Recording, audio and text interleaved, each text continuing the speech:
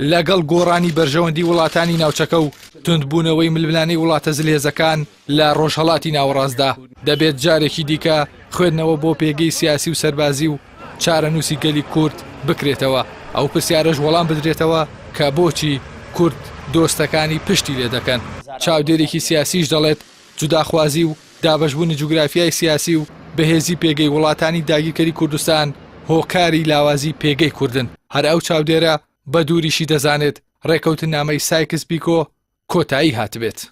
سایکس پیکۆ هەتاکو ئێستا بەهێز بەردەوامە و سنووری ئەم وڵاتە سیاسیانەی پاراستووە وە پێگەی کورد بەداخەوە ئێڵم لە ئاستی نێودەوڵەتیا پێگەیەکی بێهێزە چ لە ڕووی سیاسیەوە چ لە ڕووی دیبلۆماسیەوە لەوانەیە هۆکارێکی سەرەکیش ئەوە بێ کە کورد خۆی بۆ خۆی گوتارێکی سیاسی یەکگرتووی نییە.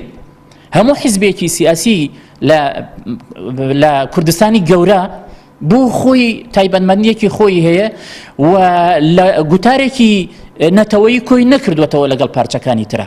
ئەمەش نەهامەتیەکی ترە کە کورد هەیەتی.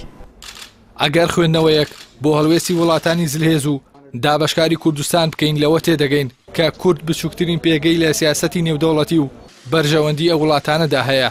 بەو پێی لا بەرامبەر داگیرکردنی کەرکووک و هێرشەکانی ئێستای سوپای تورکیا بۆ سەر ئەفرین کۆمەڵگەی نێودەوڵەتی بێدەنگ و بێ هەڵوێستە.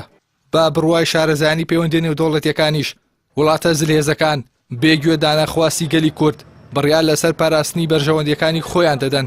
لا بەرامبەریشدا دەسەڵاتدارانی کورد خوێندنەوەیان بۆ سیاسەتی نێودەوڵەتی ئەو وڵاتانە نییە و بە گفت و بەڵێنی بێبنەما وەک بووکەڵەیەک لە شەڕی تیرۆردا نمایش دەکەن. ئەمە بەڵگەی لەسەر ئەوەی کە گۆڕانکاریەکان زۆر لە هەرێمی کوردستان گەورەترن.